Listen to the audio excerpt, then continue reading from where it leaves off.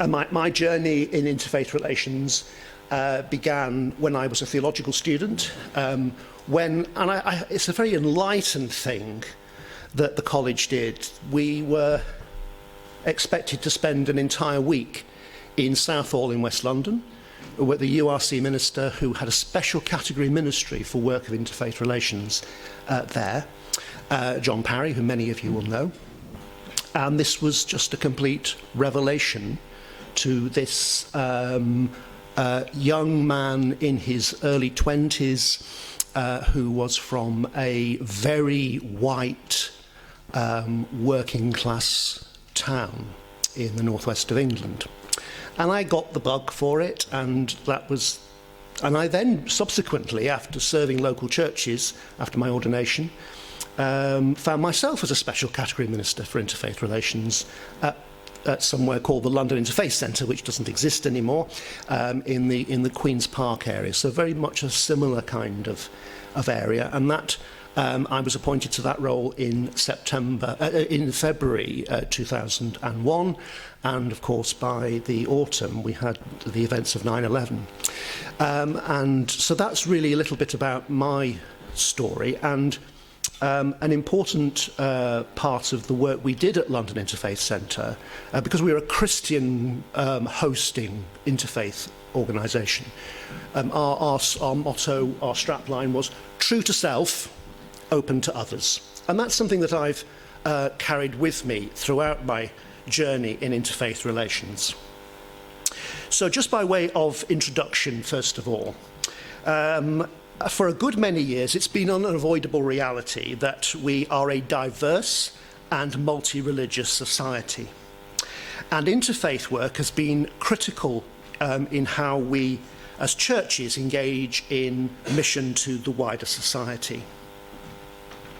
Now, the riots of last year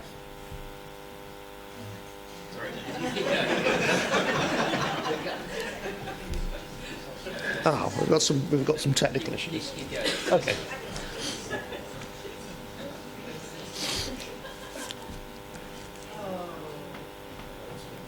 I shall just carry on. Just ignore that. The riots of 2024 were quite an important point in our experience in our society, and brought to the fore issues around racial justice, around how we engage or treat refugees, but also interfaith relations as well. And many faith communities, particularly Muslim and Sikh, felt very vulnerable in this time. And the consultation that we held within CTBI with different local groups found that where there is good interfaith connections locally,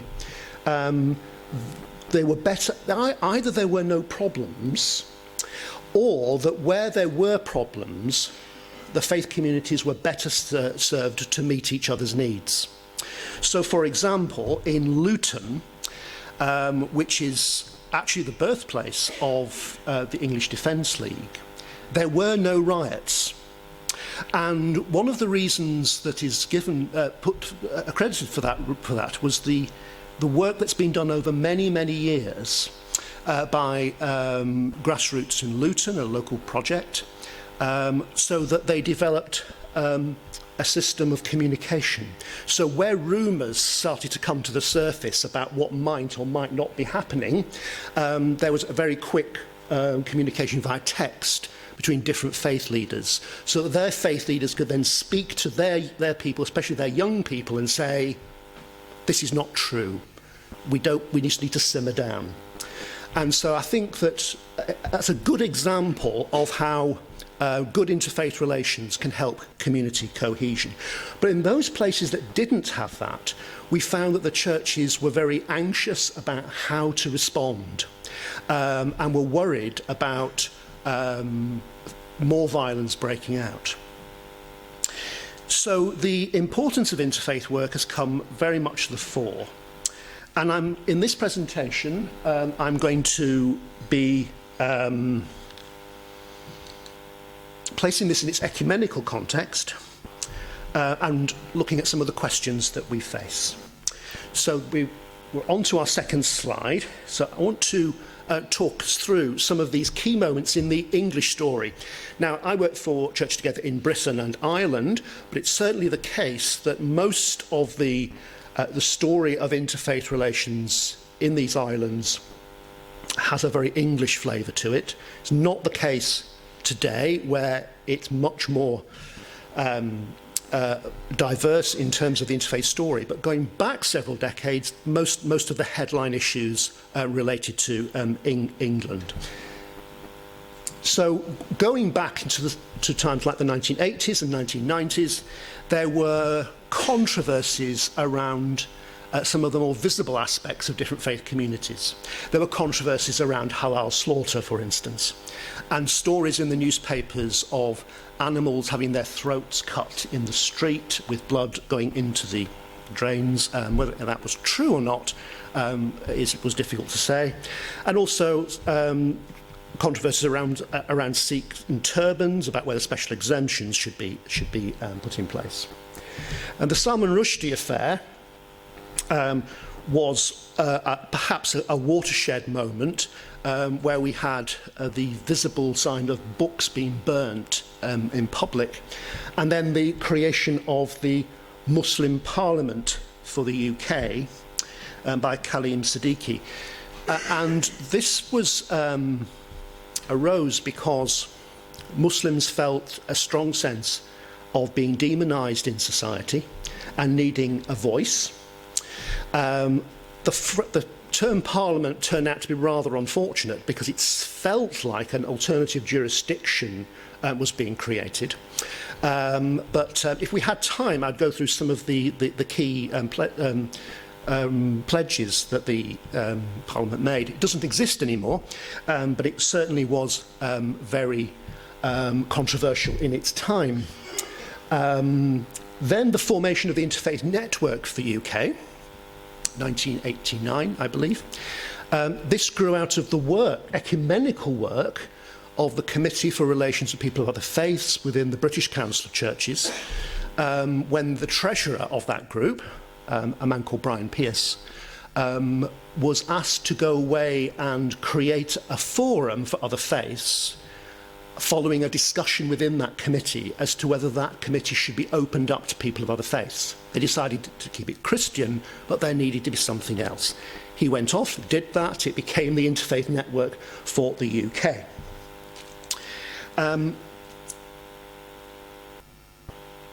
Social disturbances in 1991, the riots of 1991, 2001, thank you. I'm used to having it in front of me, the slides, and I don't, so I'm going to be doing this. In 2001. We perhaps have blocked that out of our memory, because what happened later in 2001, these were in Oldham, Bradford and Leeds, where violence between Muslim Asians and white young people. That led to the Cantwell report later that year. That completely sunk without trace, because that was August, and September then changed the whole dynamic of the way we talk about community cohesion. But Ted Cantwell in that report talks about communities leading separate lives, and that's a phrase that has still very much around at the moment. The events of September the 11th, 2001, as we know, fundamentally changed the language of interfaith relations. The creation of the PREVENT programme, which attempts to counter radicalisation, but also a huge amount of money was given to interfaith relations from central government. And so lots of local interfaith groups were formed, regional interfaith forums, and with paid staff. A lot of money was given to the new Christian Muslim Forum, for example. And out of that context arises Interfaith Week, which is a very important part. Some of you will be involved in preparations for Interfaith Week this year. But we also have to deal with the challenges posed by international events, and I hardly need to even say that as we all know, the impact that the Gaza war, for instance, is having on interfaith relations. We have the next slide, please.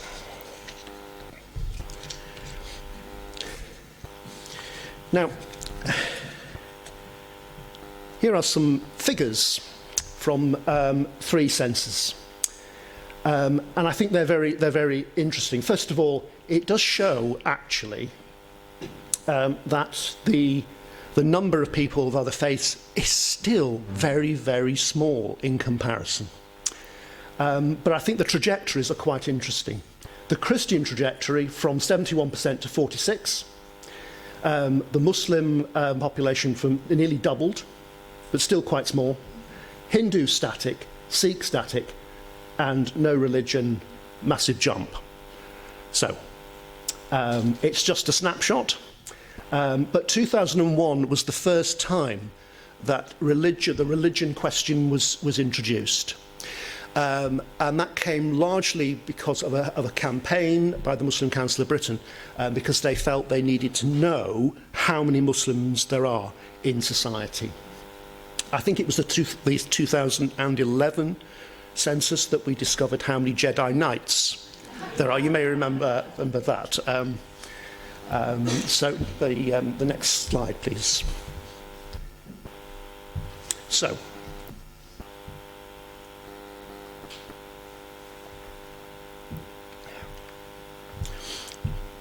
just a little bit of historical background.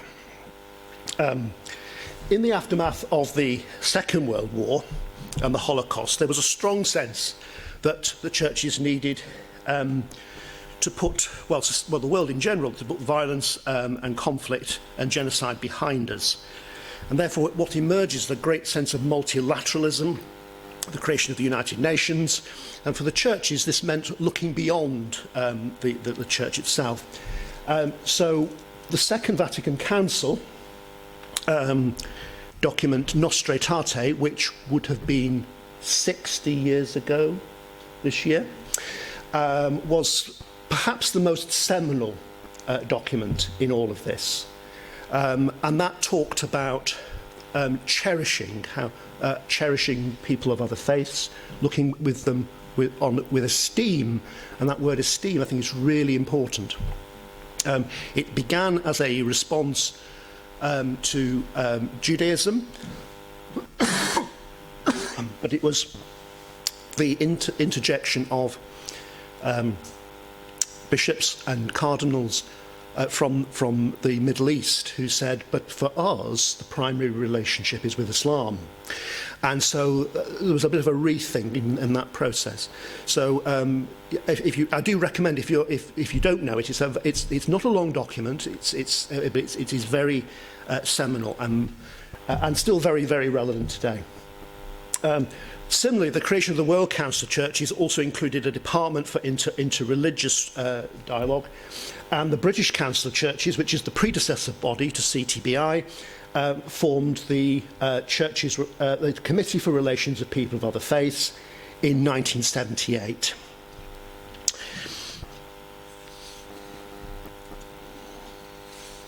Could we have the next slide, please? Now, one of the things that arose during in this history was principles of dialogue, and it's. I went back to, in preparation for this, back to these principles. They go back to the 1980s, I believe, and still, I think, are very relevant. Dialogue begins where people meet one another, and I think that in the ecumenical space, we've learned that to be very much true. That even here in this room, we are learning from each other, perhaps out there in the coffee hall.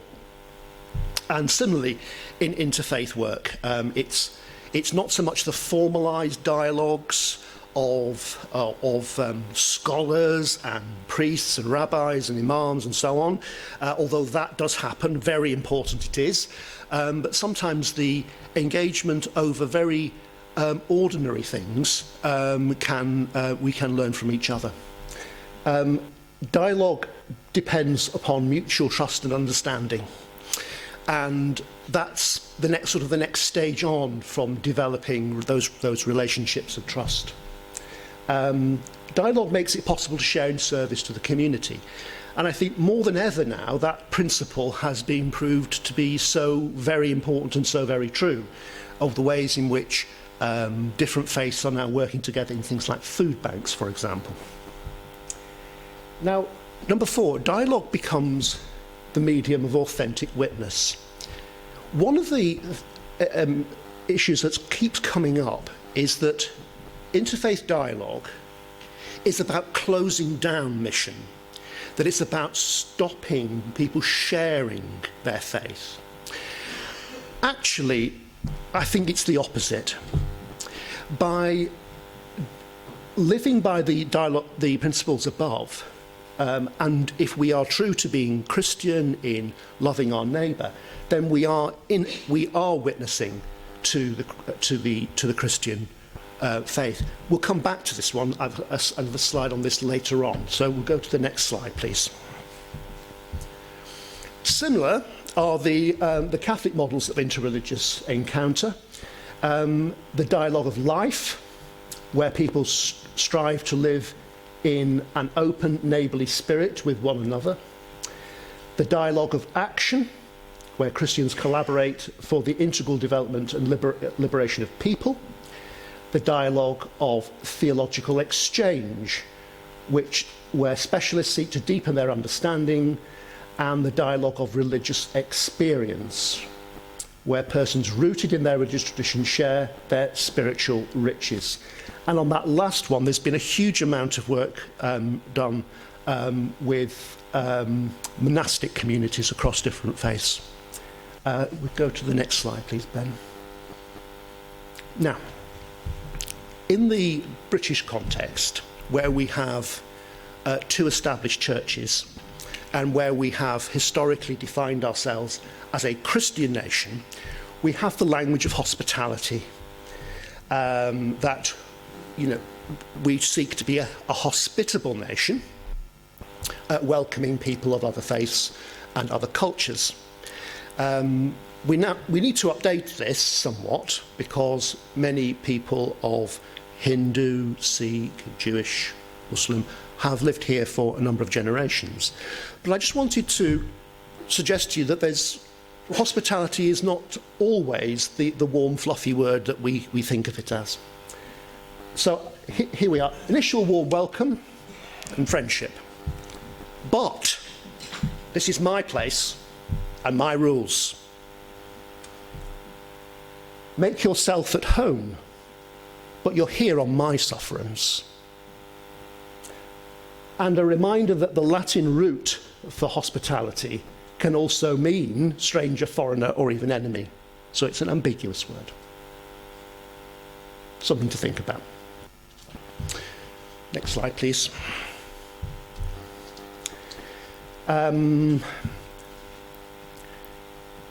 So in terms of mission, which I mentioned on a previous, when we were talking about the principles, some of the aspects of that as an expression of mission, reconciliation, solidarity and justice, dialogue and cooperation as a witness to the self-governing love of God in Christ. And I wanted to also add in there the words of Cardinal Casper, who spoke of the Jewish people as a sacrament of otherness. That's something that we could perhaps explore and expand upon. Go to the next slide, please. Right.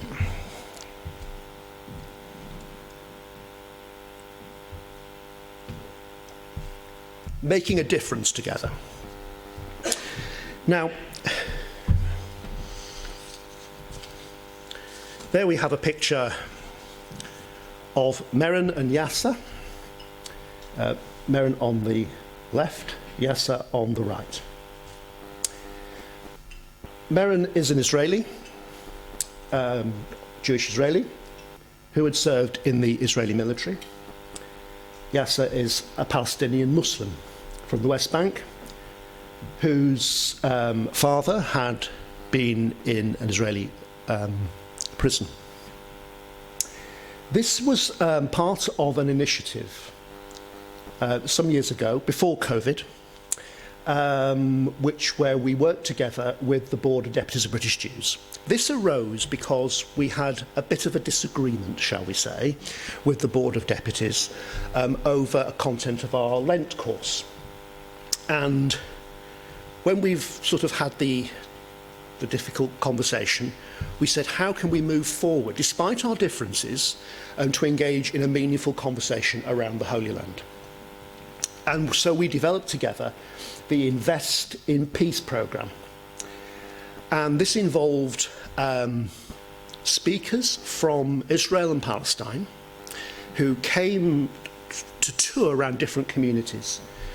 So these were places where there was a reasonably significant Jewish community. So we brought together local Jews with local Christians to hear from people from the region. Now, these two young men are interesting because having had the experiences that they had, they wanted to break away from the polarised narratives of the Holy Land as it is today and speak of the language of reconciliation and justice. Now, we've had a number of different people come and speak. We've had people from the parents' circle, who were those who have lost children in the conflict on both sides. They can tell a very powerful story. These are young people, obviously, who have a different story to tell.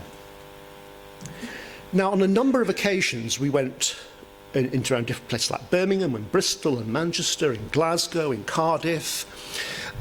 We had some very powerful stories were coming forward, not just from the speakers, but from those in local communities. I remember in Manchester, an elderly man raised his hand and said,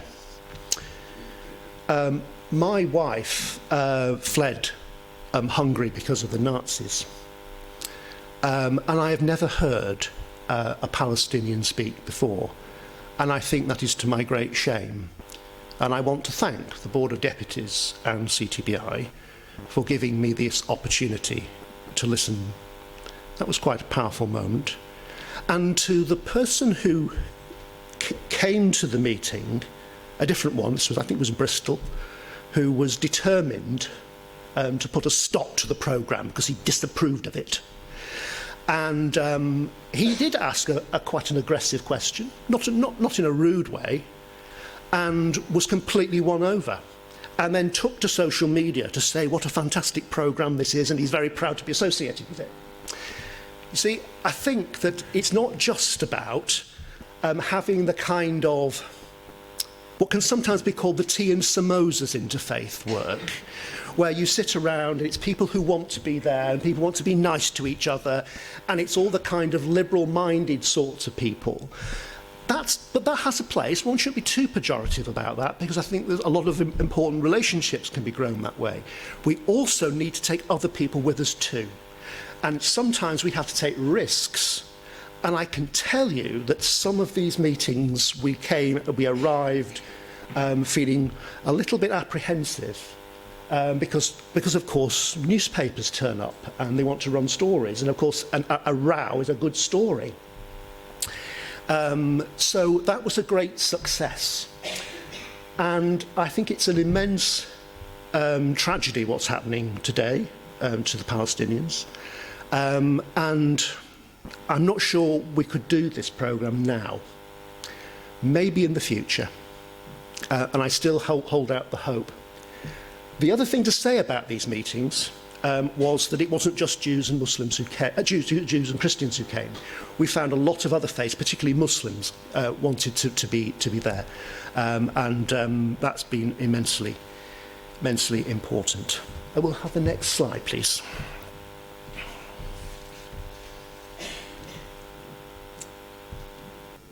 Listening to each other's stories, very, very important. And I wanted to highlight one resource that we produced in CTBI. Her Faith Matters, which is available on Amazon. My friend and colleague Bonnie Evans-Hills, who's a priest in the Scottish Episcopal Church, and brought together a group of different women from different faiths who've been involved in interfaith work to tell their stories. And we wanted it to be not about just the easy issues. I don't want to use the tea and samosa analogy too much. I'll beat that analogy too much if I'm not careful. But we wanted to break out of that into some of the difficult issues as well. For example, issues around domestic violence. And what was coming back from these discussions was that women experience interfaith relations differently than men.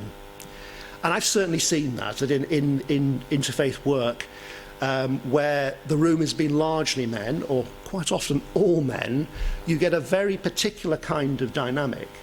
And the moment you diversify that, it begins to change. I'll save that one to the questions. We'll go to the next slide, please.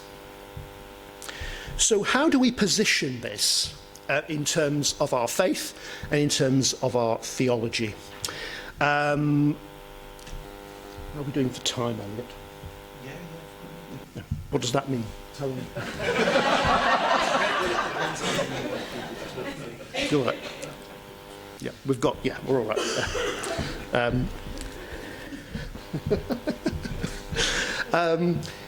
So how we ground this in our faith and experience. The story in the Gospel of John, where Jesus converses with a Samaritan woman, establishes some important theological pointers as we reflect on dialogue. The disciples have gone into the town, and Jesus comes to meet with this solitary woman drawing water for her own refreshment. And what arises out of this is an interreligious conversation about the place and the role of holy places.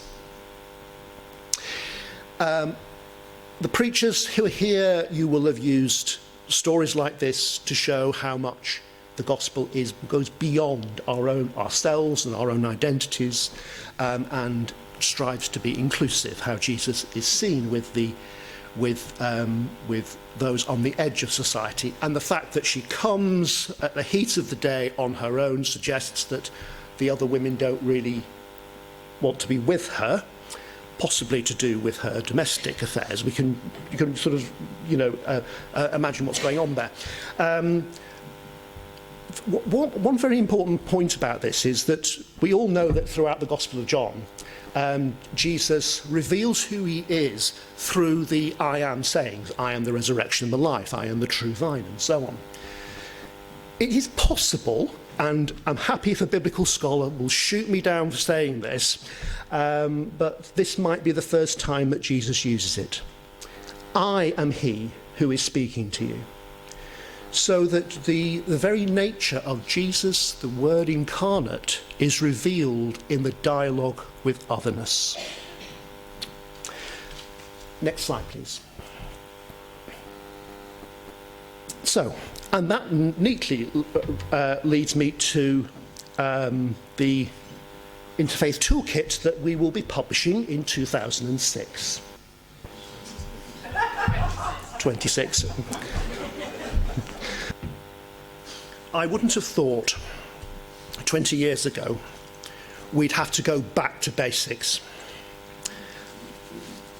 When I was at London Interfaith Centre, if you'd have said, how do you imagine things to be in 2026, I would have perhaps had all sorts of fantastic dreams about how we're all getting on so well, and barriers have been broken down, and there was peace in the Middle East, and all that. But that's not where we are. We are living in very difficult and fractured times, and it almost feels that we're further back in some respects than we were 20 years ago. And I think there's a great deal of fear and apprehension around engaging in all sorts of areas. It might be around racial justice, for instance, or refugees. Some of you will be aware of the programme Churches of Sanctuary, rising from the cities of sanctuary, that Indrajit Bogal has been developing in partnership with us. And some of the, I would say, quite deliberate misinterpretation of that programme in the press. So there is very much a mood around of fear and anxiety around whether we can engage with some of the pressing issues of our time. Some of you will be very much involved in local interfaith work, and others may not be. And out there in our churches, we are aware of people who say, we'd like to reach out to our Hindu, our Buddhist, our Muslim, our Sikh, Jewish neighbours. We're just not sure how to start. So we've produced a toolkit. It's largely written, and it has these different sections to it. The aim is not to convince people that interfaith is important. The aim is to serve the needs of those who want to do it, but would like a little bit of extra help and support. The Christian call to unity empowers us, helps us equip us for dialogue, planning for effective dialogue. So you'll find some of the guidelines about how to engage and create neutral spaces. Important questions around how we might pray with people of other faiths or not. And it's fascinating that the British Council of Churches, way back in the early 1980s, produced a document, Can We Pray? It's been an issue that's been around for a long time. And increasingly where there are multi-faith memorials for times of national emergency, for instance, there's questions arises there about sharing space, sharing silence with other faiths. I can say more about that if you wish in the questions later. Negotiating the language around interreligious dialogue. What are the right things to say? Are there pitfalls? You know, people get worried about using the wrong kind of language. This is especially true when talking in the Jewish-Christian encounter, because what we carry with us is very much this idea of the Jews killed Christ, or Christianity is the replacement of the Jewish people. So it explores some of those issues. But also some of the ways in which, for those of us who grew up in churches with a strong involvement with overseas mission, I was looking through a copy of Congregational Praise and found some really quite eye-opening hymns about well, a lot of pejorative language, shall we say, about people from Africa and Asia and elsewhere. Upholding peace and not importing conflict, such an important issue at the moment, when events overseas, not just in the Middle East but elsewhere, can undermine local communities' relations.